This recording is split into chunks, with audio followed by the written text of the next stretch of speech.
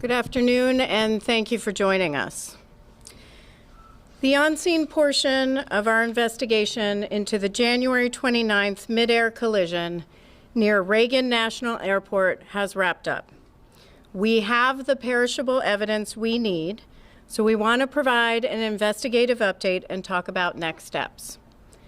Let's begin with some information on the Black Hawk's route and then proceed through the accident sequence. This particular flight was a check ride for the pilot flying the Black Hawk. Generally, a check ride is a practical exam that a pilot must pass to be qualified to perform specific aircrew or mission duties. The Army does 3 types of check rides: instrument, annual, and night vision goggles. This was a combined annual and night vision goggle check ride.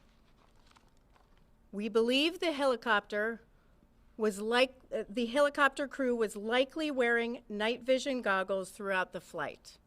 Given the nature of the flight, additionally, had they been removed, the crew was required to have a discussion about going unaided. Let me repeat that. Had they been removed, the crew was required to have a discussion about going unaided. There is no evidence on the cockpit voice recorder, or CVR, of such a discussion. On this chart, you'll see the routes they were generally following: helicopter route 1 to helicopter route 4.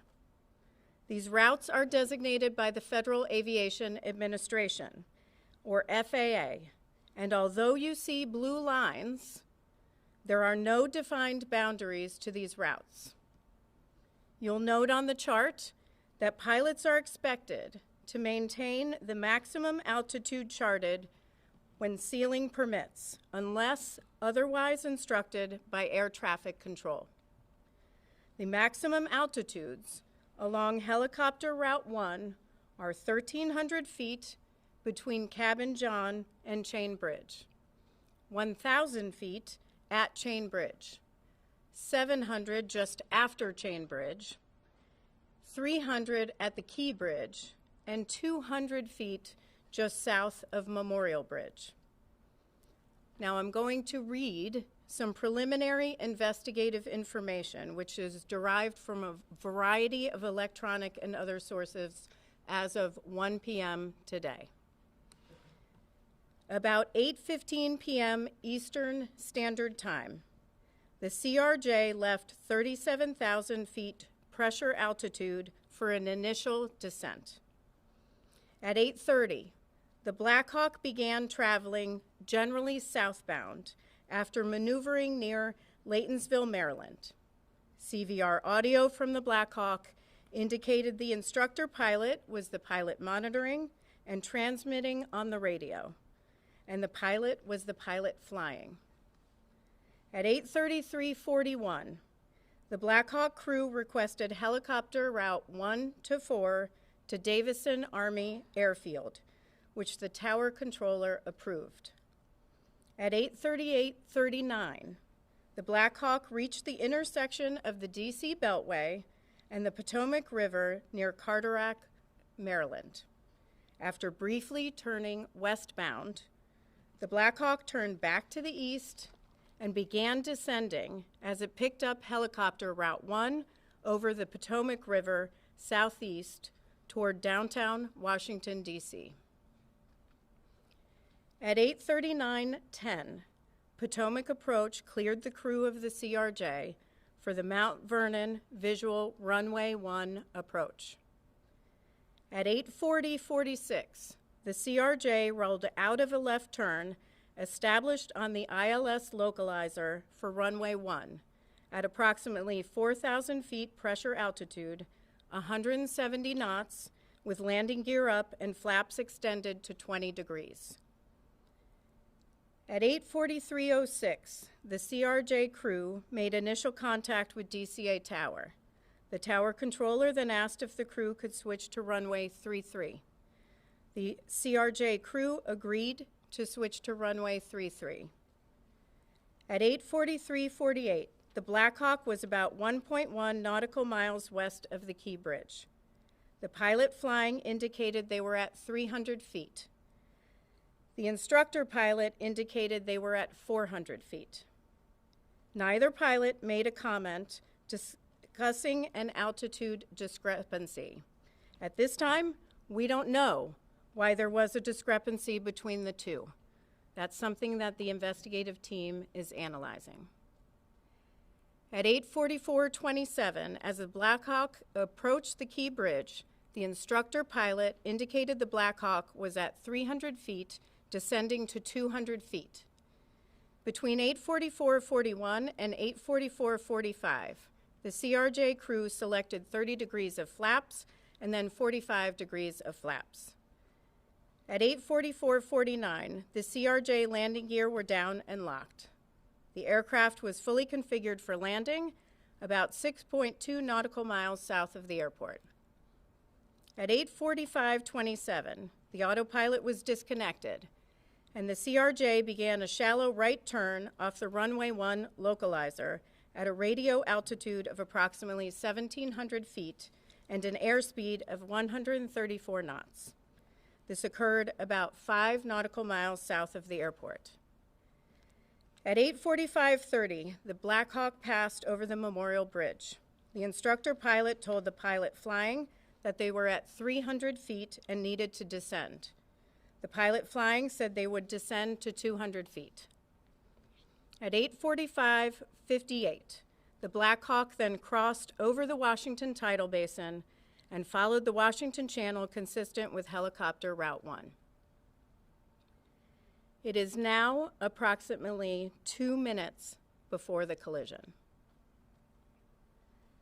At 8:46:01, a radio transmission from the tower was audible on the CRJ CVR, informing the Black Hawk that traffic just south of the Wilson Bridge was a CRJ at 1,200 feet circling to runway 33. CVR data from the Black Hawk indicated that the portion of the transmission stating the CRJ was circling may not have been received by the Black Hawk crew. We hear the word circling in ATC communications, but we do not hear the word circling on the CVR of the Black Hawk. The recorders group is evaluating this right now.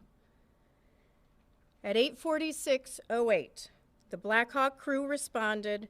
They had the traffic in sight and requested visual separation, which was approved by DCA Tower. At 8:46:29, the CRJ crew received a 1,000-foot automated call-out. At 8:46:47, DCA Tower cleared other jet traffic on runway 1 for immediate departure with no delay.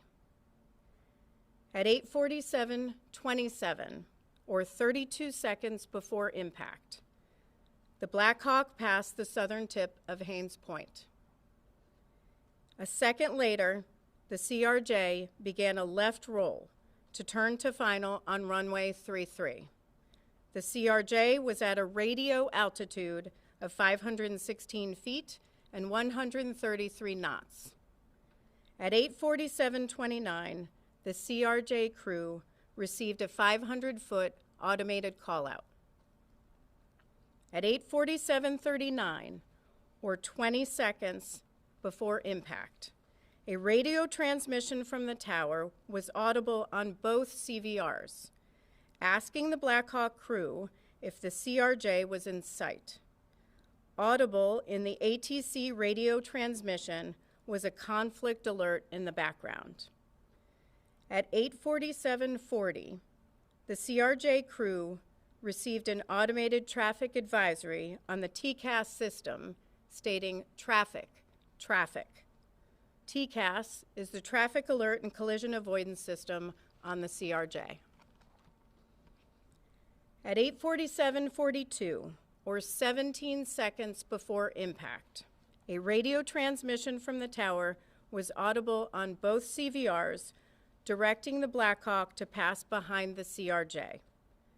CVR data from the Black Hawk indicated that the portion of the transmission that stated pass behind the may not have been received by the Black Hawk crew. Transmission was stepped on by a 0.8-second mic key from the Black Hawk. The Black Hawk was keying the mic to communicate with ATC.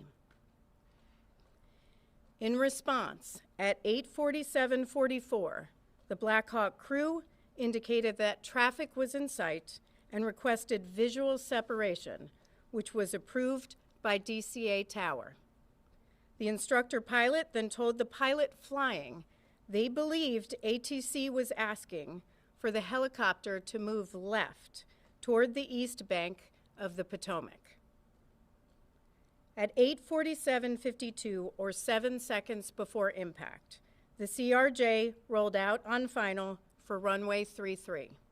The CRJ was at a radio altitude of 344 feet, 143 knots.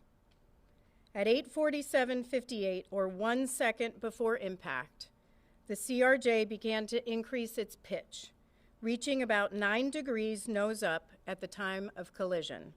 FDR data show the CRJ elevators were deflected near their maximum nose up travel. The last radio altitude recorded for the CRJ was 313 feet and was recorded 2 seconds prior to the collision. The CRJ pitch at this time was again 9 degrees nose up, and roll was 11 degrees left wing down. The CRJ was descending at 448 feet per minute. The radio altitude of the Black Hawk at the time of the collision was 278 feet and had been steady for the previous 5 seconds. The Black Hawk pitch at the time of the collision was about a half degree nose up with a left roll of 1.6 degrees. Now, examination of the wreckage will assist in determination of the exact angle of the collision. Now, we're confident with the radio altitude of the Black Hawk at the time of the collision that was 278 feet. But I want to caution, that does not mean that's what the Black Hawk crew was seeing on the barometric altimeters in the cockpit. We are seeing conflicting information in the data, which is why we aren't releasing altitude for the Black Hawk's entire route. I'm going to turn it over to Sean Payne for an explanation of that. Sean is branch chief of the NTSB Vehicle Recorder Division. Thank you. I'm Sean Payne. I'm branch chief of the Vehicle Recorder Division. This is the flight recorder lab at the NTSB. I can give some insight into the challenges of understanding what altitude the Black Hawk pilots would have seen on their gauges in the cockpit. You may see pictures released of showing us in the lab rebuilding the flight recorders. That's part of our job, ensuring that the data that we have down.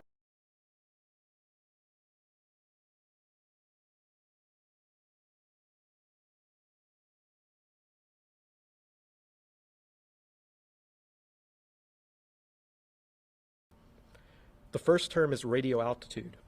You've heard this in our other press conference before. This is a measure of the helicopter's height above terrain, in this case, the Potomac River.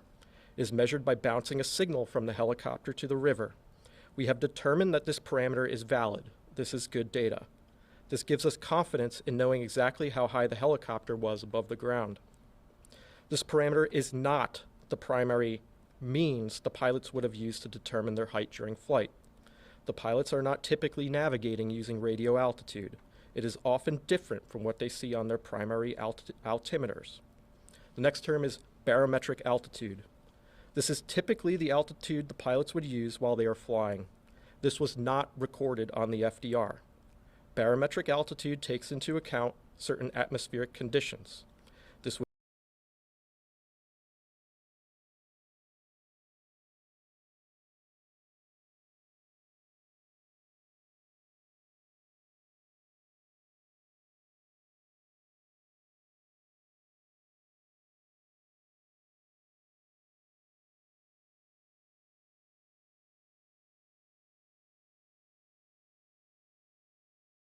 Again, this was not recorded by the FDR. The next term is pressure altitude. This is more of an engineering altitude that the helicopter's systems can tap into. This altitude is calibrated using what we call a standard atmospheric pressure. We have found that this parameter is not valid. This is bad data. Normally, we can use this parameter to compute the barometric altitude displayed to the pilots. Because this data is bad, we have to use other methods to make this determination. Last, the FDR does not record GPS information, so we cannot simply verify any of this with GPS information such as GPS altitude. This does not exist in the data set. We are working to determine if this bad data for pressure altitude only affected the FDR or if it was more pervasive throughout the helicopter's other systems. We will have an answer to what altitude the pilots saw on their gauges as they were flying. To examine this, we will use a combination of methods. First, we have already started working with Sikorsky, Collins Aviation, and the Army to retrieve engineering documentation to understand how this may have affected other helicopter systems. Next, because we cannot turn to the FDR for this information, the wreckage of the helicopter needs to be examined. We need to look at the remains of the pedostatic and air data system. I must stress that these systems were badly damaged in the accident, and this will be difficult. Last, we will need to look at the altimeters themselves and determine their independent functionality. I'd like to stress that we've just completed the on-scene phase of the investigation. We need to follow our process and be meticulous. Ultimately, this work will determine the altitude displayed to the pilots and will be included in our final report. I'll pass it back to the Chairman. Thanks, John. What I just read, we are going to publish that online, so I'm not going to take specific questions going back to certain times that I've already read. I think that can get very confusing, and so please refer to what we do post online. I do want to make a few corrections and also provide some additional information on a couple of other issues. First, the ATC group has been looking at the radio frequencies. The airplane and the helicopter were both on two different VHF frequencies, not UHF. Also, just a correction, Metropolitan Police Department recovered the Black Hawk CVR and FDR, not the FBI. I do want to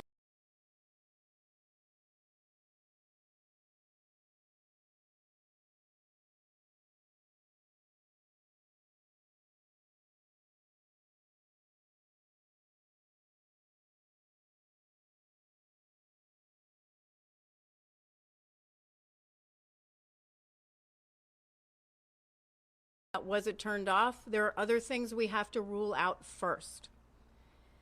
The team is going to do a visibility study. The visibility study, we're going to do a laser scan of the cockpits of an exemplar CRJ. We're going to also laser scan an exemplar cockpit of an exemplar Black Hawk.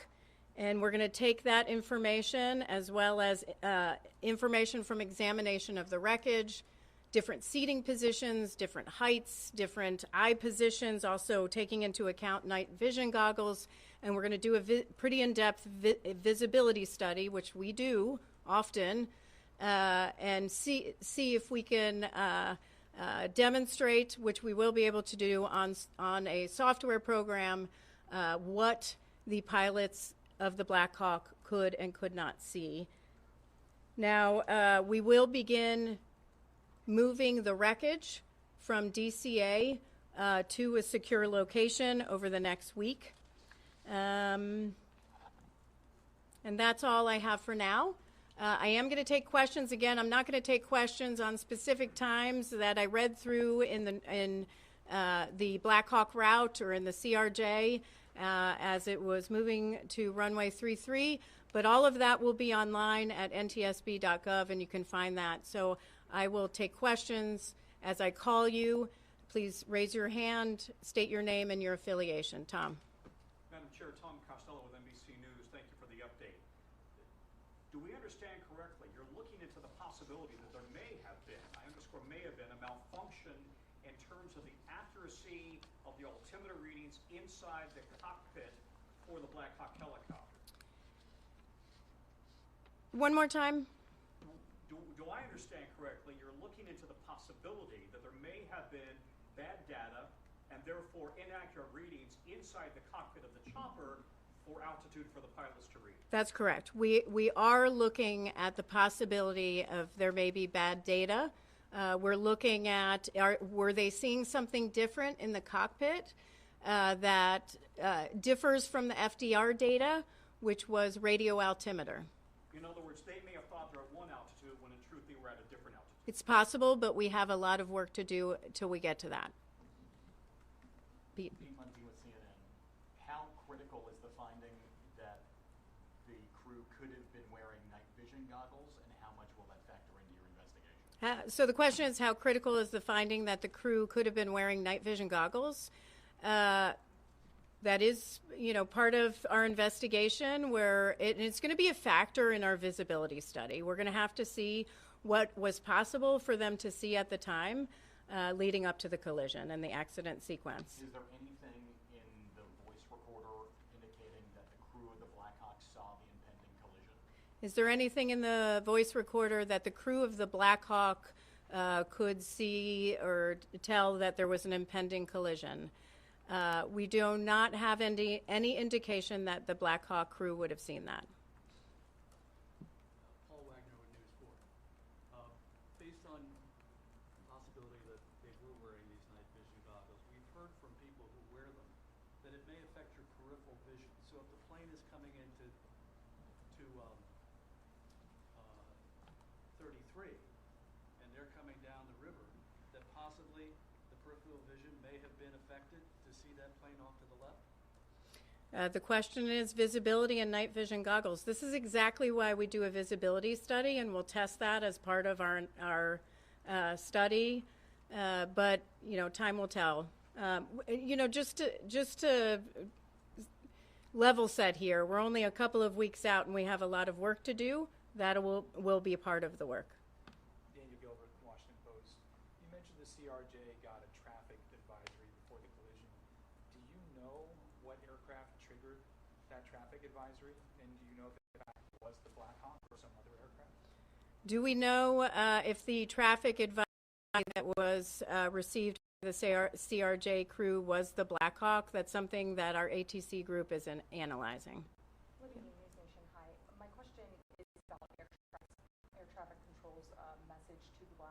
Saying that they should pull behind the passenger plane. You're saying that didn't get through to the Black Hawk, saying that's what's being investigated, or it did get through and they weren't able to accommodate that. So the instructions from ATC were to pass behind the CRJ. That transmission was interrupted. It was stepped on. We do not have evidence on the CVR of the Black Hawk that they may have not received pass behind because the mic key. They were communicating with air traffic control at the time. Did that full message come through from air traffic control, like pass behind the passenger plane, or was it just pass behind and then it got cut off in the Black Hawk? Pass behind was not communicated. And what were the next words? It's communicated by ATC. It was not heard on the Black Hawk CVR. Is that clear?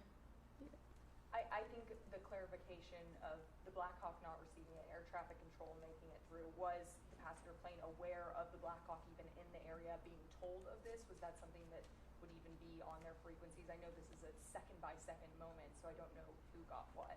So the CRJ crew can hear air traffic control and communications from air traffic control. The Black Hawk crew can also hear communications from air traffic control, but they can't hear communications from each other back to air traffic control. So it's half the communication. Yes. Thank you, Chair Hahn. Grady Trimble with Fox Business. I know it's early in the investigation, and I know that the FAA controls the airspace around DCA. But at this point, would you say that the temporary restriction of helicopter flights is the right move, and would you advocate for a permanent restriction of those flights? Well, I do want to congratulate the Secretary Duffy for taking action immediately to restrict helicopter traffic, except for certain circumstances, life-saving flights and presidential flights. So I think they took the right safety action. We will have to, as we go through our investigation, look at the accident sequence and take our investigative information and determine what next steps should be done. It's too early for us to say whether it should be permanent. However, that's certainly something that the Secretary and the FAA can do on their own. And because it will be you guys who put the safety recommendations forward in the end, are there any others right now that would make flying into that particular airport safe? Yeah, so here's what I'm going to say. On aviation is the safest mode of transportation. I say this often. You are at greater risk getting into your car to and from the airport. On our nation's roads are 95% of all transportation deaths. 95%. We're talking 43,000 people are dying on our nation's roads annually, millions more injured. Aviation is incredibly safe.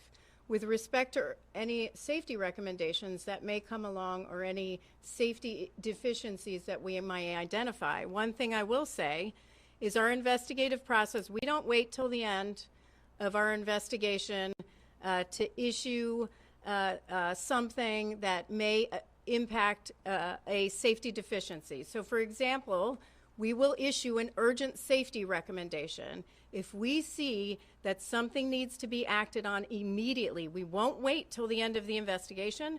We won't wait till the end to issue recommendations in the final report. We will take action. We will issue an urgent safety recommendation if we need to. So that's open right now in all areas. Last question. Yes.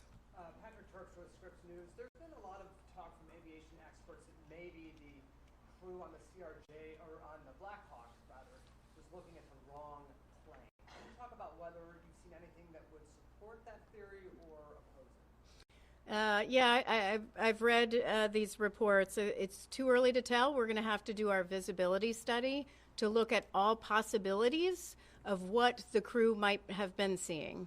So more to come on that.